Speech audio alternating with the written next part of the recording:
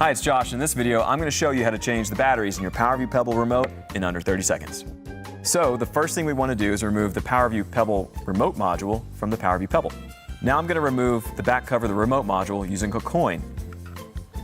Now I'm going to remove the batteries. Now I'm going to replace the batteries with replacement CR2032 batteries as specified in the PowerView step-by-step guide.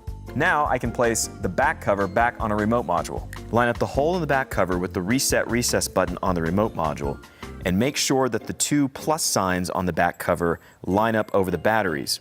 Insert the back cover into the remote module and secure it into place. Now all that's left to do is put it back into my Pebble. Look at that, we got power again. And that's taking a look at replacing the batteries in a PowerView Pebble remote in under 30 seconds.